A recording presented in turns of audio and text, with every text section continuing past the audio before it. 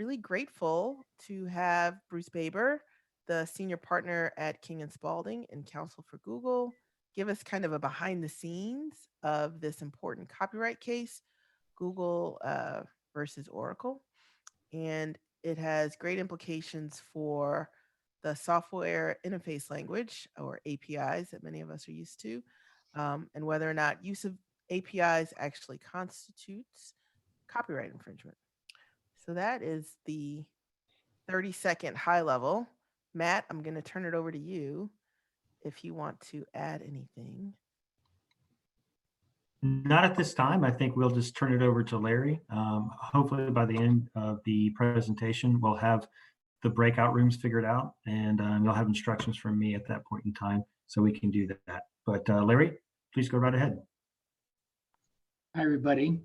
And with Suzanne, we're pleased to welcome Bruce Baber. When we were looking for a program, Suzanne and I were conferring, and we could do funny skits, but it doesn't work really well in this circumstance. And we noticed that as around about this time that Google versus Oracle is going to be argued. And I said, Suzanne, will you call Bruce and ask him to talk about the case? And she agreed, and she delivered when Bruce said yes. Many of you know Bruce, but let me just remind you, when I first started practicing in this area back in the 80s, Bruce was around. I don't remember a time when Bruce wasn't. I always think of Bruce as part of the Atlanta IP community, although he's been in New York primarily for a long time. Maybe he can tell us when that transition happened. But for me, he was just one of the most important IP lawyers in Atlanta when I went in those days. I remember, for example, that he represented the Olympic Committee. And when, of course, that King and Spalding played a prominent role in getting the Olympics to Atlanta. And Bruce was the enforcer for the Olympics for a while there. But there's a lot more to it as well. But Bruce is the reason it's so significant that he's here is, Bruce will tell us that a lot of lawyers have come and gone, but he is the only one lawyer that has been with this case since the very beginning. Outside lawyer. And in my opinion, this is I think it is the most important copyright case to have been decided in decades. And given the number of times it's bounced up and down on appeal and its significance, it's just I think it's just terrific that Bruce has agreed to talk to us about the behind the scene. Before I hand it over to him, I do want to point out one thing. This is not the first important copyright case that the Atlanta Bar has touched. I see Tony down there, and many of you probably know, but I will remind you that Tony Askew was one of the lawyers involved in the Feist case. And before the case we're about to hear about, I think Feist may have been certainly one of the most consequential cases. I don't see Steve on my screen, but Steve Schetzel, of course, has been up and down to the 11th Circuit with the GSU case about a dozen times now. I'm not exactly sure, but the point being that if there's anyone that's going to give us, other than Bruce, of course, a tutorial on fair use, it might be Steve Schetzel. There are many other important copyright cases that have made their way, or in which the Atlanta Bar has had a significant role, but none more consequential or current than the one we're about to talk about. One other final caveat before I turn it over to Bruce. Bruce is counsel for Google, and I don't want to create the impression that somehow that the N is taking sides in this significant case. I'm sure each of us have their own view about favorites. I'll keep mine to myself just because I have this quasi-official role at this point. But Bruce doesn't have to be that way. But at any event, If any of you feel partisan, you're certainly entitled to that, and we don't mean to be endorsing any particular position. With that, Bruce, talk to us. Why don't you maybe give us there are two questions we want to get into, and as I look at them, they ought to be blended into one question. Give us, if you would, an overview of the case, but maybe also kind of tell us how you got involved in it. Take it away. Sure, happy to do it. And I'm going to start by first saying things similar to what we've already heard from some folks. I see Tony Askew, I see Bill Needle. When I started as a young lawyer in Atlanta in the late 70s, Tony and Bill were there as fixtures in the Atlanta IP community. It is great to see them both still out there. As I get older, I think about riding off into the sunset one of these days and just hanging out on my lovely beach here in Koh Samui, Thailand. It's great to see folks who've been at it even longer than me. So Tony and Bill in particular, I'm glad to see both of you on this thing, and glad to see you involved in the Inn as well. I think the Inns are great things.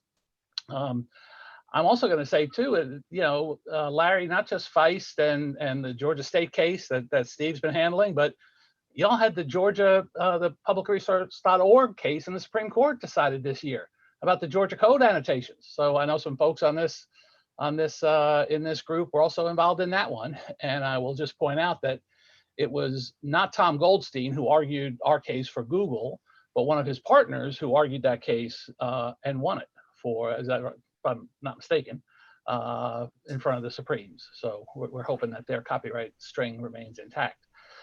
Before I say anything else or say anything specifically about what was Oracle versus Google, but is now Google versus Oracle, is standard disclaimer.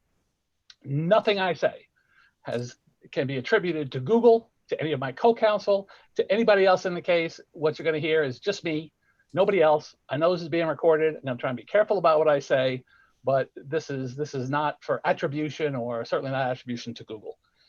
It all started on a quiet afternoon in August of 2010. I was sitting in my office up here in New York. One of my partners wandered in, one of my patent partners who had been he had several patent cases for Google at the time, and they were starting to grow into a pretty good client for our IP group. And he said, Bruce, you know about copyright, right? And I said, yeah, I know something about copyright. He said, well, I said, what's up? He said, well, there's a new matter for Google. And I forget at that point whether they had been sued or they knew they were going to get sued imminently by Oracle. He said, we got an opportunity to get in on this big case for Google. It's going to be a big patent case. We don't know how many patents yet, but it's going to be a big patent case. And they're making noise about a copyright claim. So Google wants to meet you. They want to make sure we have somebody who talks copyright, and if they're going to give us the case. And within a couple of days after that, I flew out to California, made my first visit to Google. I guess the meeting must have gone reasonably well because we got the case. And the case started out, everybody thought of it as a patent case. 7 patents involving all different parts of the virtual machine, other parts of the Java platform. And then there was the last count in the complaint was sort of vaguely pleaded claim for copyright infringement. And initially, we weren't even sure what in the world they were complaining about on the copyright claim. But as we started going through discovery, it became clearer what it was about. And I don't want to get too much into the technical weeds. I assume some of you on this call know the technical stuff really well. And we could talk about, declarations and programmers calls and libraries, et cetera, for the Java language. But the copyright case really didn't get a whole lot of attention until the patents started going away. We took, I think, all 7 of the patents back to the patent office. And within the first year or so, all but 2 of them had been invalidated by the patent office. And so we got to a point in early 2012 where the district court said to Oracle, if you want to go to trial, I ain't going to trial on patents that the patent office has said aren't any good. So we're going to go to trial now with the 2 you got left, or we're just going to wait. And you can go appeal to the federal circuit, do whatever you want to do. And when that's all over, we'll have your trial. Of course, Oracle wanted a trial. And the judge asked him, he said, do you have any kind of silver bullet out there that, if you won on, you'd really put a hurt on Android? And the Oracle lawyers thought about it and said, well, copyright. Yeah, we think our copyright claim, that could be a killer. So make a long story short, I'm going to give you now a quick overview of the case. We started in 2010, obviously a lot of fact discovery, a lot of experts. During discovery, we had one initial side trip to the Fed Circuit on a mandamus petition that Google brought regarding some internal emails that we thought were privileged and other people thought not. So we had that detour in 2011, but we went to trial in 2012 the first time in April.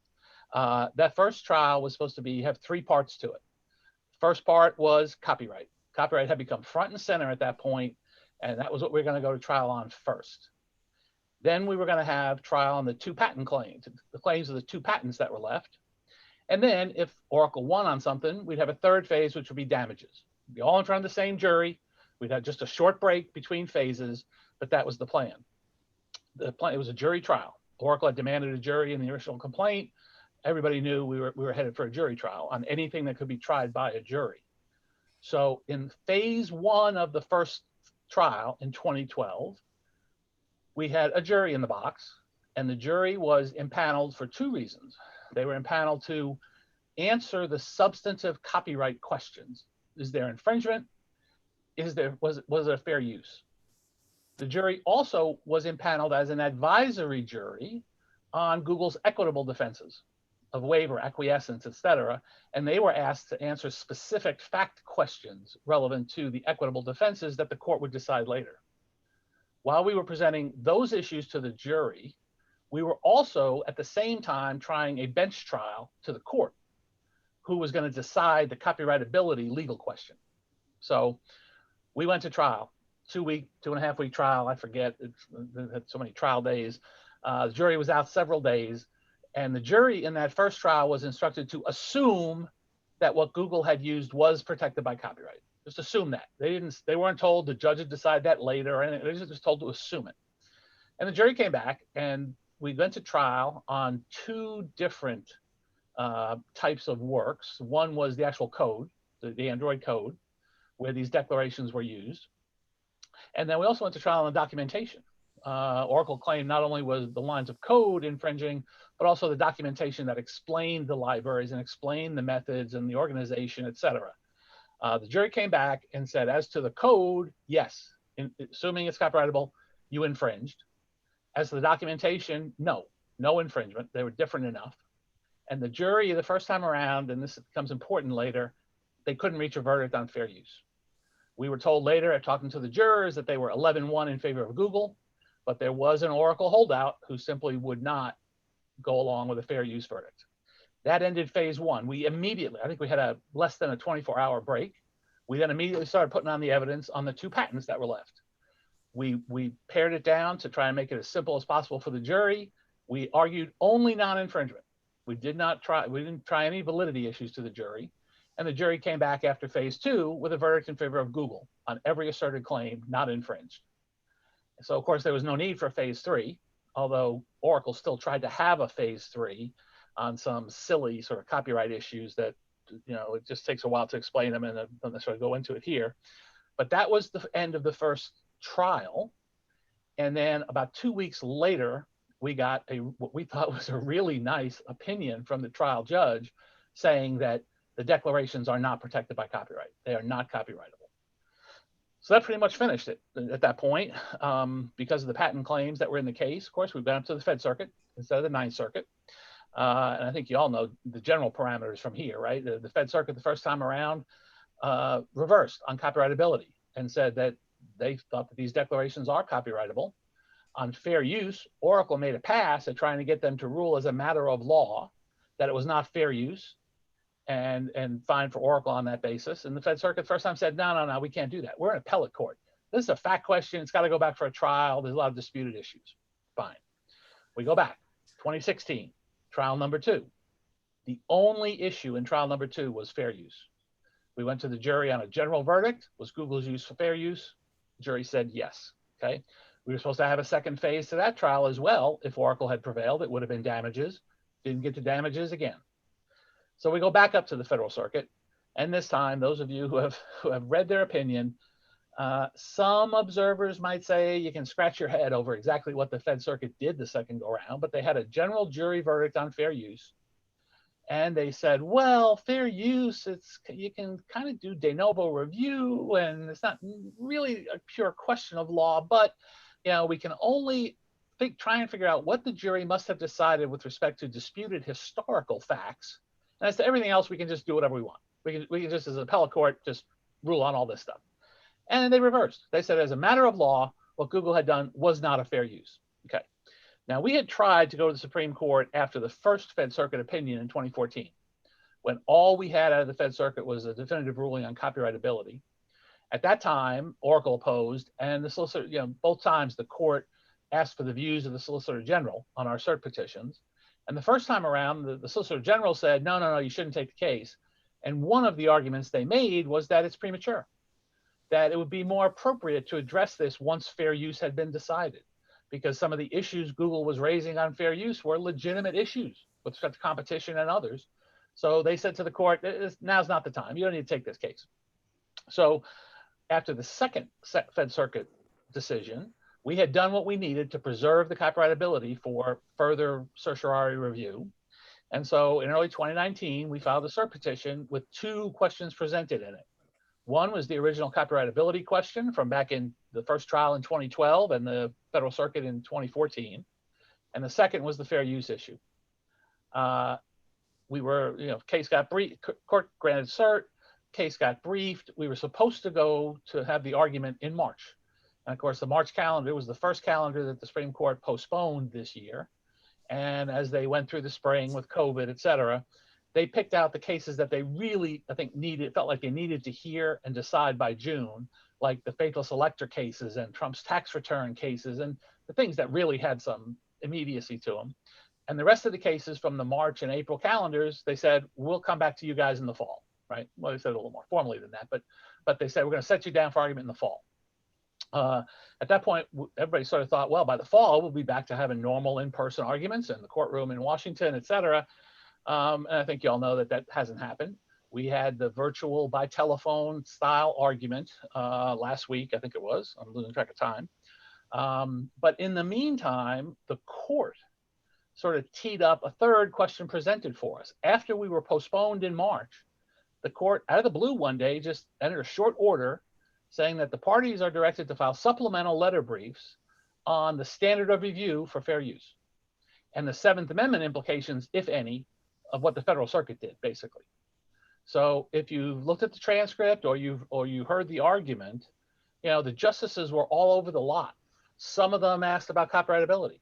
Some of them asked about the substance of fair use. Others asked about the standard of review and whether the Fed Circuit had applied the correct standard of review to the fair use jury verdict. So we got 3 issues, it's like 3 balls being juggled up in the air. It was really hard to normally in a Supreme Court case, you got one issue and you can sort of try and count noses and figure out, okay, who's with you on which issue. It's especially hard now because you don't have the interchange among the justices where one might ask a question, another one might, follow on, and you get a sense maybe of where they are. Here, because of the 3 different issues and the format of, one at a time on the telephone, it's hard. It's hard to figure out sort of where the individual justices are parked, let alone where they're parked on all 3 of the issues and how they might line up when they ultimately try and decide the case. The concern that some people have expressed, of course, those of you who've been around a long time, like me and Tony and Bill and others, the court had a similar, not identical, but a very similar case in 1996 when it took Lotus versus Borland up on cert coming out of the First Circuit, where the First Circuit had held that the hierarchies of menu commands in Lotus 123 were a method of operation under Section 102B, so they're excluded from copyright protection. The court heard that case, got briefed, got argued. In that case, somebody, I don't remember who, was recused. So there was only a universe of 8 justices. Souter, I think. Souter? Okay. It was somebody I know who's not on the court anymore.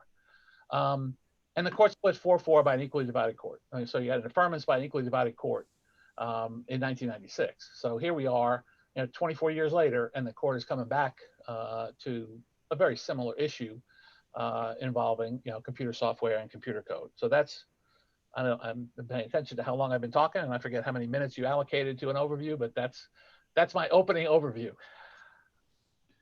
That tells us everything we need to know. There are no time limits. Let's just let it happen as it flows.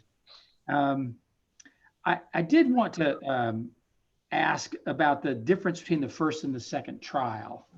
That I understand that did the lawyers change? Did the lawyer team maybe mixed in with this? There's a lot of lawyers that have come and gone, and there were different teams in the first and second trial. Is that correct? And did it make a difference? There was a completely different team for Oracle. There was not a completely different team for Google. What happened is, sort of in a nutshell, okay, is let me try and say this in a nice way. Okay, so the first go round, we started off with our firm, and then candidly, when Oracle rolled in with its first damages report from its expert, and it was in the billions, it was over $1 billion the first time around. That's when Google thought, yeah, maybe we better beef up the trial team a little bit. And we started off, it was our firm and Greenberg Traurig, because Greenberg Traurig had a leading expert in open source issues that actually wound up not being an issue in the case at all. So they really were never very actively involved. So it was primarily us through much of discovery before the first trial. And then Google brought in Bob Van Nest of Kecker Van Nest. I'm sure many of you know him or have had cases with Bob. And they brought Bob in to be the lead trial guy. And in the first trial, we just worked hand in glove with Bob and his people. I mean, I examined as many witnesses in the copyright phase of the first trial as any other lawyer on the Google side. Some of my partners and a couple of our associates examined a lot of the technical witnesses in the patent phase of the case. And we just worked together seamlessly with them. The Greenberg folks had pretty much fallen by the wayside by the time of trial. In that early phase, Oracle was represented by Morrison and Forster, Michael Jacobs out of San Francisco, and a lot of folks supporting him. And they were the leads on the technical, the IP issues, both copyright and patent. But they were joined by Boyce Schiller, including David Boies himself.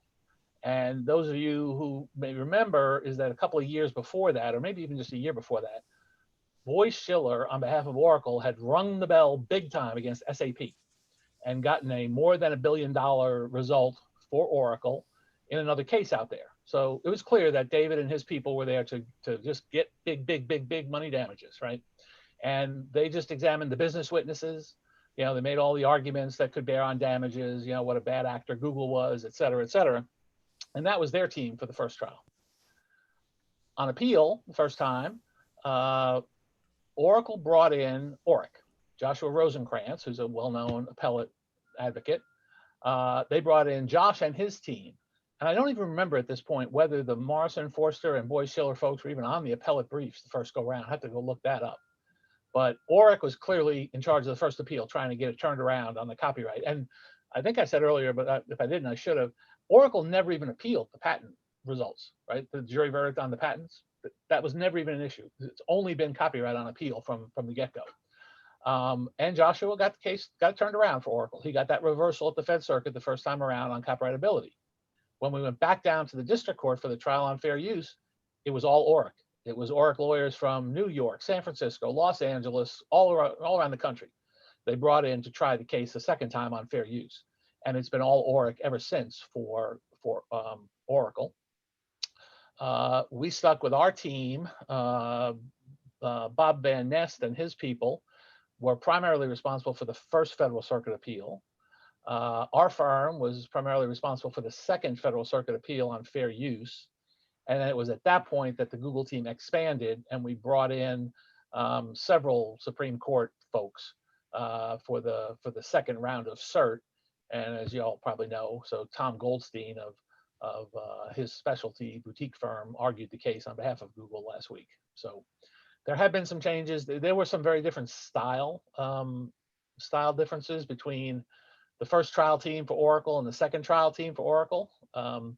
Some of them would probably be, if I actually shared my candid views, it'd be embarrassing for the lawyers if I'll not do that. But you know, we had some real theatrics in the second trial that we did not have on the first trial from the Oracle Oric team. Obviously, it didn't sell all that well because the jury went with us, but it was a much more flamboyant presentation in a lot of ways. And although I will say the atmosphere was a little bit different the second time around. The first time we went to trial, it was a circus.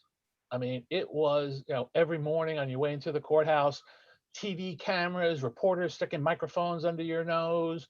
You know, it was the who's who of Silicon Valley was coming to testify. live witnesses at the first trial included Larry Ellison, Eric Schmidt, Larry Page. It's just, one after another. It was back, this was back in the early days of Twitter. And, we had reporters all over the courtroom. The courtroom was packed with reporters every day. There was like live tweeting going on, giving sort of a play-by-play of every day in the courtroom. It was really quite a media circus in a lot of ways. And I think our judge, Those sexy IP lawyers, I tell you. I'll tell you what, although it really caused me to question, reporter. Not that I don't always question reporters, but the first time I examined a witness in the first trial, a reporter for the local San Francisco legal newspaper, which is the same company that does the Daily Report, put out a tweet that said something like, Bruce Baber from King and Spalding is now examining his first witness in his deep Southern drawl.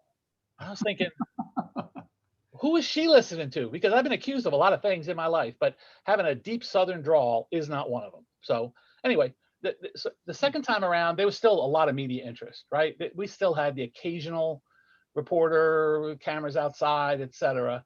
But it wasn't quite the celebrity lineup. It didn't get quite, but I mean, frankly, by the time it was kind of sort of old news, right? This thing had been kicking around for 6 years and the media was interested in other things. We still got a fair amount of coverage, but it wasn't quite the media event that the first trial was.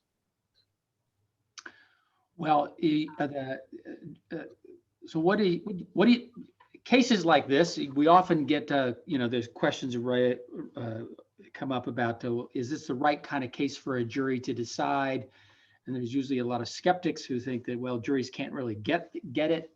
And clearly the jury's been good to you, so we'll sort of take whatever you say with that awareness.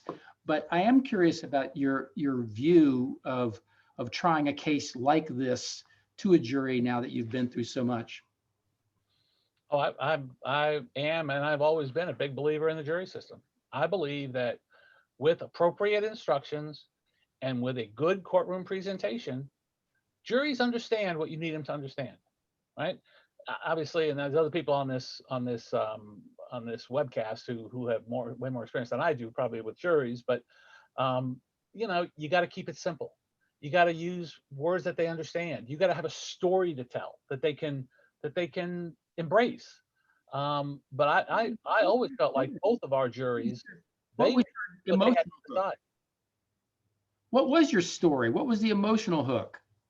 Well, there were several pieces to ours, which was, number one, this was what we were doing was basically what the industry had been doing ever since software started being developed and people started using APIs in the software industry. And again, don't want to get technical, and I'm sure a lot of you on this call know way more about APIs than I do, but there are APIs and then there are APIs, right?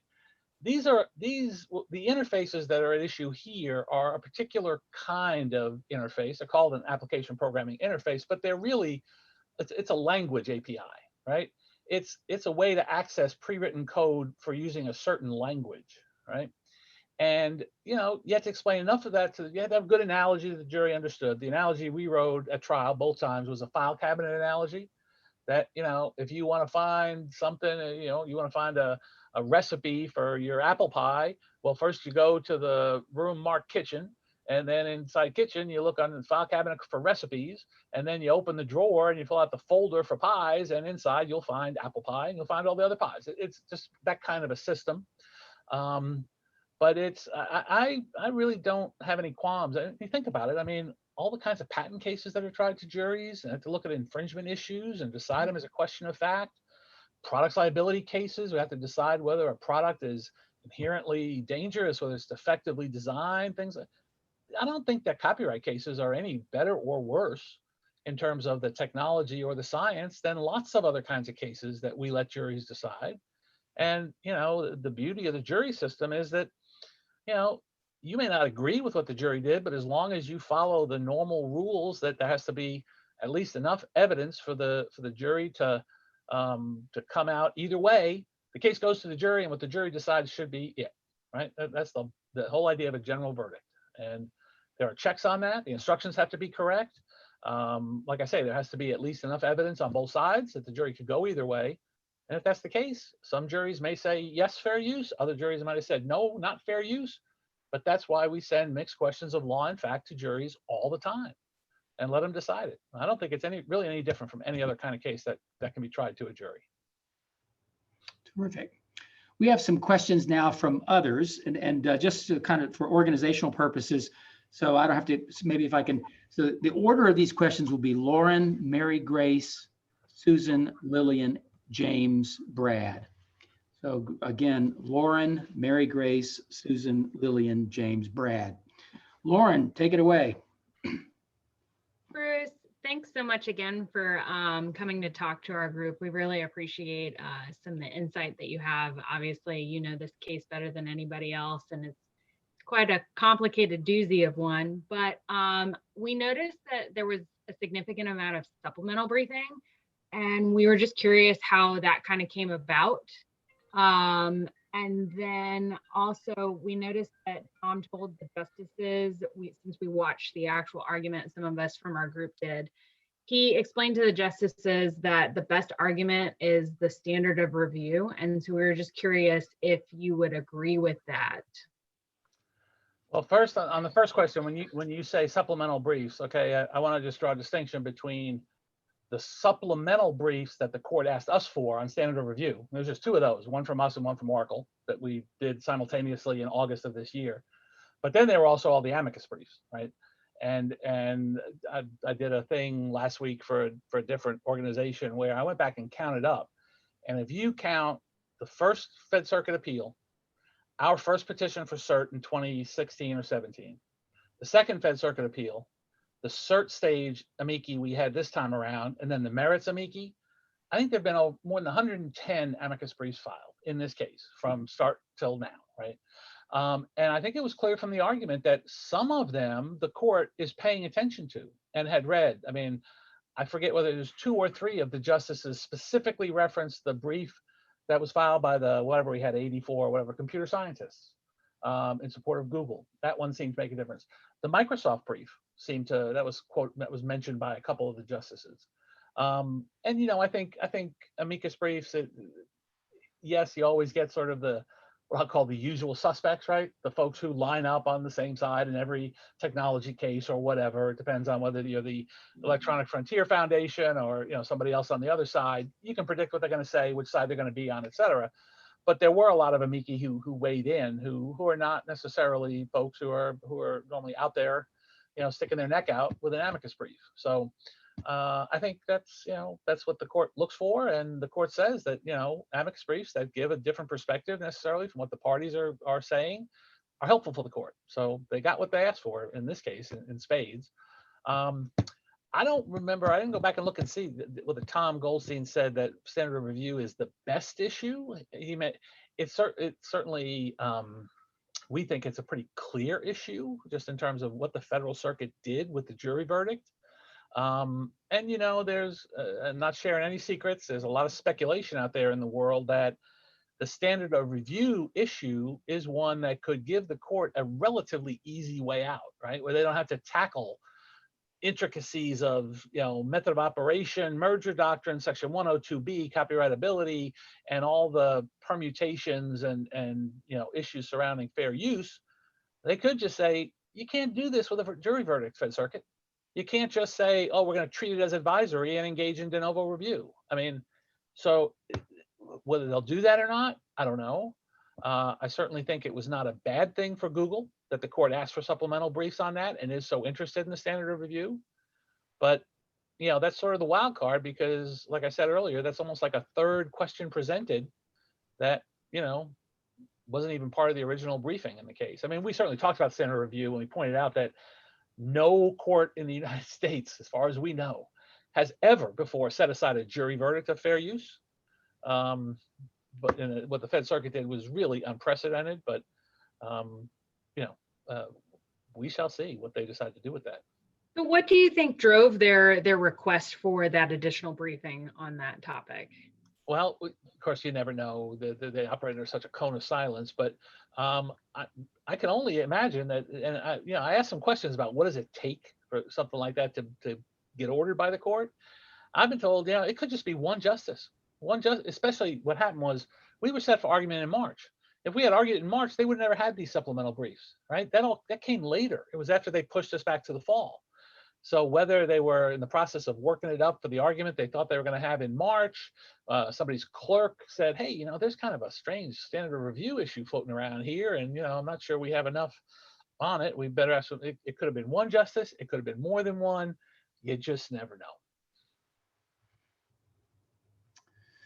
Mary Grace. Hi, Bruce. I just wanted to say thank you as well for coming on and speaking to all of us.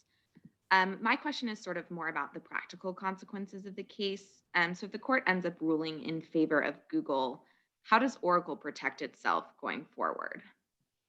Protect itself from what? They would have nothing that should be protected. I mean, I'm sort of being flip with you, but Oracle has plenty of remedies for things that if the court agrees with us that the declarations are not protectable by copyright, Oracle still has all of its copyright rights in all the other parts of the Java platform, including the virtual machine, all of the implementing code in the libraries, which is 99% of the libraries, the part we didn't copy. Those are all perfectly valid and enforceable. And if somebody copies them, they can take them to the cleaners. They've still got all their portfolio of the original patents that Sun got on various aspects of the Java ecosystem. I assume some of those are going to start expiring sometime soon if they haven't already, but they will have gotten the full benefit of those for their entire terms. So I don't feel badly for Oracle if the court were to say that the declarations are not copyrightable. It's not like, oh, poor Oracle, they spent all this money for Sun and now they're not getting what they paid for. And not to be too much of an advocate about it, but I would tell you then that result would be 110% consistent with what Oracle's former CEO testified at both trials was Oracle's business model. Namely, you let everybody out there use the declarations and we compete on the implementations. The specs, the interface specs, the declarations are free for everybody to use. Sun, we never thought they were proprietary. And we let other people use them and we would compete with them because we thought our implementations of them were better and that people would come to us and pay money for the code we had written to support the declarations and for our Sun workstations and the hardware we were trying to sell and all the other things that the Java ecosystem supported. That wasn't too one-sided answer, was it? No, thank you. You're entitled. Lillian. Hi, thanks again, just to repeat what everyone else has said. But my question has to do with the analogies and metaphors that have been thrown out. There were a ton that they addressed in oral argument. Some included language, restaurant menus, hit songs, book titles, football teams with fans and playbooks, spice blends, safe cracking manuals, and the QWERTY keyboard, just to name a few. Which has, or if a few have, stood out to you as the most effective analogy or metaphor? Sure. Well, let me say a couple of things about that. The analogies are always tempting in a case like this, right? Because people who are trying to understand something new, you want to think, okay, it's just like X, Y, Z, right? We obviously gave a huge amount of thought over the course of this thing as to what we thought were the best analogies. The ones, well, like I said before, the primary analogy that we went to trial on both times was a file cabinet, right? That these individual methods, these individual pieces of pre-written code were just like a piece of paper in a file cabinet. And the names of them, the declaring code simply told you where to go get it so that you would have the code that you wanted to do whatever you wanted your program to do. But there were some others that we used from time to time. The steering wheel analogy was also one that got a lot of attention. If the first manufacturer of an automobile could somehow, get exclusive rights to use a round steering wheel that turns the car in the direction in which you turn the wheel, and that you have a right foot pedal that makes it go, and a left pedal that makes it stop, and if every auto manufacturer had to come up with their own system for doing that, that would be crazy. Another one that some people liked is electrical outlets, right?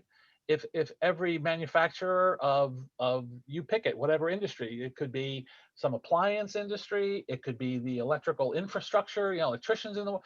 If one person could get exclusive rights to a 2-prong plug and everybody else had to come up with their own kind of plug, it would be a mess. So those were all out there. Frankly, one of the ones I've always liked the best, and it's in part because it's tied so closely to what I mentioned earlier, which is that this is a language, this is a set of libraries that support a language. To me, the declarations, they're like the dictionary definitions of the words of the Java language, right? So Oracle saying, well, you can write code whatever you want in the Java language. I mean, neither Sun nor Oracle has ever taken the position. Well, Oracle kind of sort of weaseled around it, but I think most of us who know copyright would agree that a language per se is not protectable. A language is by definition a system of communicating, right? Now it may have rules and syntax and all this kind of other stuff, and you can protect a written expression of those rules or syntax, but you can't protect the language itself as a system under copyright, I don't believe. But the whole from the get-go of this lawsuit, from very early on, one of the early pre-trial conferences, Oracle made clear, oh no, the language, that's free for anybody to use. We've never stopped anybody from using the Java language to write code.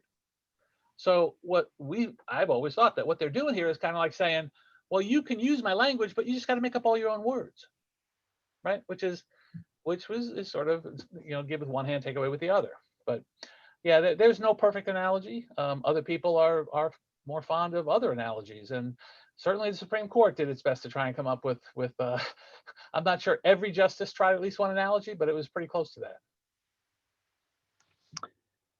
I had one job, and the job was to get people to ask questions in the correct order, and I blew it. Susan, I missed you. Could you take your turn? Thank you, Larry and Bruce. It is very nice to see you. Thank you again for joining us. So I have a two-part question for you. Just how clear is the distinction between what constitutes implementing code, which is copyrightable, and declaring code not copyrightable? And if there is a gray area, what can clients do strategically to try to be in one category or the other, depending on their situation, such as could the interoperability question depend on this? Okay, several pieces to that question. I'm gonna try and pull it apart. So on the first question, which is how clear is the distinction between the two, I got to answer that on two different levels. I would say, and I would hope that anybody on the call who knows Java and writes in Java will agree with this, that in any particular Java code file that is a method in the libraries, what is the declaring code and what is the implementing code? It's, pardon the expression, everybody, it's clear as a goat's ass, right? You have the declaration, it's the first line or lines if it's more than one line. And then under that is the code that actually does the work, that implements the method, right? There's never been any gray area as to which part of the file is the declaration and which part is the implementing code. Okay, so that's in this case, in this specific instance. Now, how do you put that into words in a way that's generalizable to other APIs? And I think what I would say is that I think the copyright line, and again, I'm wearing my Google hat, I'm not speaking for Google, but I'm certainly wearing my Google hat. But if there is code that you have to use in order for you to be able to communicate correctly with something else, right? An API, an interface it's an abstraction, but an interface is the means by which two parts talk to each other. It can be software talking to software. It can be software talking to hardware. You can have interfaces in lots of different environments. But if a specific line of code, a specific piece of expression is required in order for you to have the correct communication that you want, it shouldn't be copyrightable. It's functional. That's how I would draw the line. Now, in terms of client advice, I mean, this, first of all, obviously it depends on what the court does, right? Whether they say it's protectable or not. But this can come up in lots of different ways. If you're a company that's in the software business, you got to be careful on both sides of this thing, right? For your own code, you got to be thinking, especially if you're putting out APIs, And, you know, as a lot of people know, right, there's proprietary APIs that you don't publish the specs. And, you know, if you're a bank or whatever, you don't want people out in the public knowing how to get into your systems and communicate unless you've got them on, you know, locked down under an agreement. But there's also public APIs, and there's a lot of them.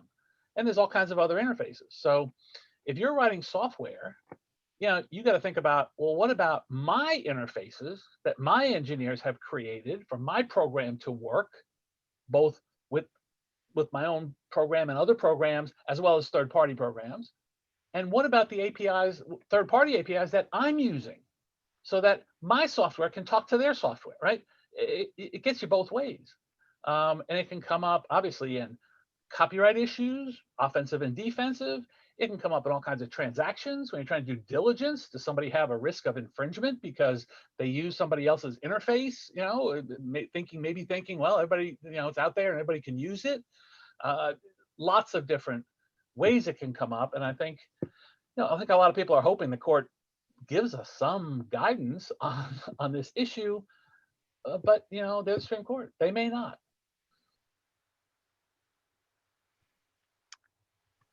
James? Hi, Bruce. Like everyone else said, thank you for joining us today to share your experiences with this litigation. My question was slightly less specific to the facts or the legal arguments. It's more about takeaways. In this case alone, you participated in a tremendous amount of high stakes, sophisticated appellate practice. You were already an experienced attorney going into this. What have you taken away from it, as far as whether it's writing by committee, oral advocacy, writing styles? Oh my. Yeah, the whole writing by committee thing is definitely something when you get to the Supreme Court level, because I can't overestimate the number of hours that lawyers spent working just on the questions presented for the initial cert petition. I mean, just you labor over every word, right? It's just to be exactly what everybody thinks is the right thing. And frankly, we had a lot of discussion. How do you tee up the question substance? You know, if you look at our cert petition, we raised the issue of copyrightability as one relating to interfaces. That was a very deliberate choice for lots of reasons. You know, we weren't talking about the Java language. We weren't talking about language APIs. We weren't, you know, it was about interfaces, software interfaces. I think, you know, I'm not sure that there's a whole lot of new lessons that I learned. I mean, you gotta keep things simple. If you are in a case that involves technology, you gotta be as sure as you can that in your first brief, you explain the technology in a way that a judge is gonna understand. You know, don't use any more technical jargon than necessary. Explain what terms mean. I don't know if you all noticed, but in his very opening comments in the Supreme Court, Tom did a good job of sort of laying the table of the technical issues in a very clear way. Because if they don't understand what you're talking about, it's the same thing with the analogies, right? If you've lost them at the start, because they don't really, when you start talking about, well, an interface, and this is the declaring code from a method in a package of blah, blah, blah, it's just, you can't make your arguments aren't going to make sense to them. So it's about clarity and simplicity. And then when you have an issue like this, and of course, the whole Supreme Court experience is a unique one, but, you know, sort of trying to figure out on your feet in the moment when a justice is asking you about some topic, you know, when is the time to pivot? If you're getting questions about copyrightability, okay, now is that an opening quickly to pivot to fair use or to standard of review or to someplace else where you might want to make a point and, you know, be sure that justice gets your position on that other issue, maybe. But it's, yeah, we spent a lot of time drafting by committee and redrafting and revising and, you know, all those kinds of things. And I think at the end of the day, every time the work product we thought pretty good, and it benefited from all that input from different folks and different perspectives. You know, we had the folks who have been living with this case for 10 years, sometimes had a somewhat different take than the people who were relatively new to it.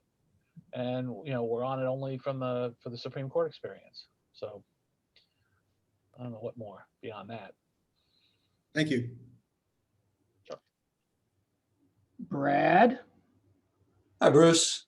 Thanks, Larry. Thanks for being here, Bruce. My question goes back to the trial stage, since you've been involved since the early stages. A lot of times lawyers put a lot of energy into discovery battles early on before the case goes to trial. Sometimes that energy turns out to be much ado about nothing, and sometimes it can have a real bearing on the outcome of the case. If you can think back, were there any discovery battles through the course of this case that, I guess maybe both sides, one that you felt like this had a real bearing on where things went in the case, and then maybe these were things that we put a lot of energy into that didn't really have a lot of effect? Yeah, well, yes to several parts of that question, Brad. Okay, so did we have discovery disputes? Absolutely, we did. The most notorious of them, or the one that got publicized the most, was during discovery, when there was a big, huge dispute over an internal Google email that we thought was privileged. It had been produced, frankly, thanks to the auto-save function of a computer system, where it saved multiple drafts of the thing before it even got finalized, and before the subject to attorney-client privilege header had been added to it. But it was, and those of you who followed the case, it's the famous Tim Lindholm email that starts out by saying, I forget who it's addressed to, but it's not addressed to a lawyer, but it's addressed to, it's like Sergey Brin and Larry Page and, the guys who started Google, saying, we've looked into the issue that Sergey and Larry asked us to about alternatives to Java, and they all suck. Okay. Now, we didn't think that should have been produced, because that was something that was done at the request of in-house counsel who were working with the engineers at the time. But the magistrate judge said it was not privileged. Then Judge Alsop said it was not privileged. And we went up on mandamus to the Fed Circuit before the first trial, and they said it was not privileged. So that's one of the documents that got a lot of airplay at trial from Oracle, that document. And I'll just back up and tell you a little story, which is our judge out there, Judge Alsop. If he told us once, he told us 5 times, one of his favorite stories, which was he had practiced law back in the day when, I forget even who it was, one of the legendary San Francisco trial lawyers, Alioto maybe, or I don't think it was Melvin Bella. Anyway, some famous lawyer always had a saying that if you're a good trial lawyer, you should be able to go to trial with 5 documents. No more than 5 documents should be your key documents that make your case. Okay. And he said this over and over and over again. We got some dispute about a document. He'd say, is this one of your 5? Is this really that important, et cetera? And, we did put in hundreds and hundreds of exhibits on both sides. But when it came down to it, there probably were not more than about 8 or 10 documents on each side that got airplay over and over and over and over again. So that was certainly one big discovery issue, was the Lindholm memo.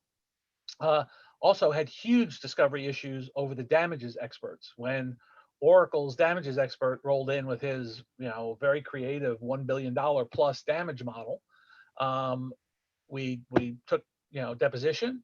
The judge threw it out. Let him redo it, even though it was getting close to trial. He had a first report where most all the damages, as I remember it, were tied more to the patents than to the copyright. And the judge didn't like the way he had done it, and he threw the whole thing out. He said, go try again. So he came back second time, and now all of a sudden, this was during this time when the case was really morphing from a patent case into more of a copyright case. And his second damage opinion came back with a higher number, and it was mostly on copyright this time. And we took another deposition, and the judge threw it out again. And the second time he said, all right, I'm going to give you one more chance. He said, you can do a third expert report, but you're going to pay Google's lawyers for the time it takes them to review it and take your deposition. And if it gets thrown out again, you're going to pay for all of it. And he did do a third opinion, and he let big chunks of it stand. Of course, the guy still has never testified because we never had a damages trial yet. But it'll be interesting to see what happens if there was a third phase, which of course we're hoping from the Google side there won't be, but God only knows what Oracle's number will look like this time, because the first trial it was 1.3 billion. By the time of the second trial, it was 8.2 billion, I think. And, who knows where it will go now. But yeah, we had discovery disputes, all kinds of discovery disputes. Wow. Well, I think we have just take a few more minutes to for some questions that have come in by chat. Lauren, did you want to ask a question that has a patent aspect to it? Is this so forewarning, soft IP attorney attempting to ask a patent question, but I thought it was really interesting during the argument, and you actually just mentioned it, Bruce, about how what was protected by the copyright really is functional, and so it really should have been protected by a patent. And I was just curious a little bit more about what you thought about that argument, and that if that should have been fleshed out a little bit more, or if maybe it was fleshed out in the previous briefings or during the lower courts. I just thought that was an interesting point about how it's truly a functional part of the code, and so it shouldn't really be protected by copyright, and it should be really protected by a patent. I agree with that.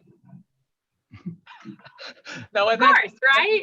yeah, and that's been that's been a recurring part of our arguments from day one. And frankly, it's not new. That's what the Supreme Court said in Baker versus Selden, 1880. They said if Selden wanted a monopoly on how to use double entry bookkeeping, he should have gotten a patent. He didn't get a patent. He only had a copyright on his book that explained it.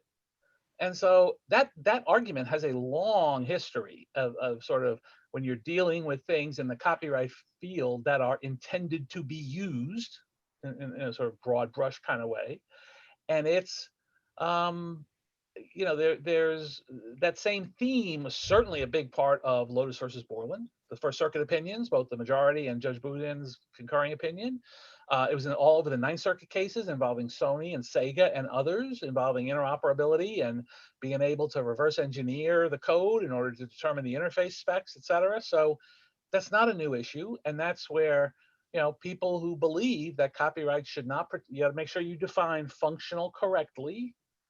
But if you believe that copyright should not protect something that's functional, the answer is all's not lost. Go over the patent side of the house and see if you can go get yourself a patent. Now, it may not be so easy to get nowadays, a patent on software, but that's where you should be. That's the door you should be knocking on if you want the exclusive right to practice some technique, some skill, some whatever it is. Bruce, I'm going to just ask another question that's come in by chat. Basically, did anyone? Are you aware of any third parties that created an alternative product and didn't use Java, or that found a way to avoid these declarations by not using Java at all? Sure. Apple, iOS. Yeah. Microsoft. RIM. And that's one of that's a little bit frustrating. That's one of Oracle's favorite arguments, is that Google says they had to copy. They didn't have to copy. Nobody else had to copy. Apple didn't copy us. Microsoft didn't copy us. Well, the answer is, I think, neither Microsoft nor Apple used Java, used the Java language. But why would they use Java declarations for whatever Apple iOS is written in, C++ or whatever language it is? Why would you use Java declarations? Makes no sense. Maybe I'm gonna because I feel like we've taken enough of your time. I'm gonna ask you one final question, which is sort of such a fascinating case has gone on so long, and it kind of open-ended sort of what have you learned? And maybe one way to think about it is there anything that now that you're a grown up, that if you went back to the beginning and would you have done something differently than what you did if you knew everything that you knew now and you went back to the beginning knowing it? Is there a different direction or a different decision you think you might have made? Well, first I'll say that the premise of your question about me being a grown-up is certainly, there's no basis for that. But putting that aside, we certainly would have tried to do our damnedest to make sure we didn't produce the Lindholm email, first of all, because that was produced by mistake. No, there are some lessons. I was looking at some things in the trial transcript yesterday just for fun, and it was I'm not bad mouthing the other lawyers or anything else like that, but in a case like this, you always got to keep paying attention to the basics. you got to make sure on your basic blocking and tackling, the elements of your claim. I had an incredible amount of fun at the end of Oracle's case in chief, because I pointed out to the judge things like, they haven't put the asserted works into evidence. We don't have the copyrighted works in evidence. And they had to spend half of their rebuttal time bringing in somebody from Oracle, trying to authenticate a disk that it was actually the version of the software that was, registered with the Copyright Office, and they had hellacious times getting it into evidence, and sort of those kinds of basic things. We had some ownership skirmishes about some of the code, because and just as an aside, when they originally started this claim, we now know, because at the Supreme Court level and through all the trials, we've always been talking about 37 packages. Well, we started out talking about 53 packages until we started digging a little bit and we found out, well, this package over here, that was written by IBM and added to Java. And this package over here, that came from somebody else. So, about a third to half of their packages fell by the wayside during discovery, because it turned out Sun Oracle hadn't created them. Somebody else had created them. So, a lot of that sort of standard stuff you do, especially when you're looking at a big work like this, there's a lot of pieces. You got to do some drilling down to ask questions about, well, wait a minute, who actually owns this part of it? Put aside whether it's all protectable or not, who can even claim to own the thing?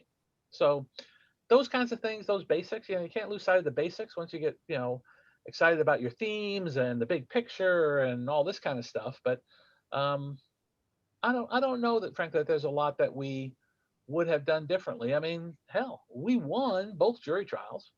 Granted, the first jury found we infringed, but that's only because the judge assumed they had to assume it was copyrightable, and we never really argued much about if it was copyrightable. We argued it was, well, it wasn't so much code in it, but that was not our best argument. I don't think we would have tried the cases much differently either time. I don't think we would have argued it much differently at the Federal Circuit. Well, Suzanne will join me, I'm sure. We just it's a terrific case. Congratulations to you for being from sticking with it, but from staying in with for so long. I mean, with the revolving door that went on, it's quite a compliment to you that you had the stamina in the case and kept the. Of course, you were winning, so maybe that always helps, but kept the confidence of such a sophisticated, well-informed client all these years. So congratulations to you. It certainly is. I have no idea whether you would consider it the case of a lifetime career, but it has to be. It has to rank up there, and you've given us a great service by sharing it with us. And thank you very much for taking the time to talk to us. My pleasure.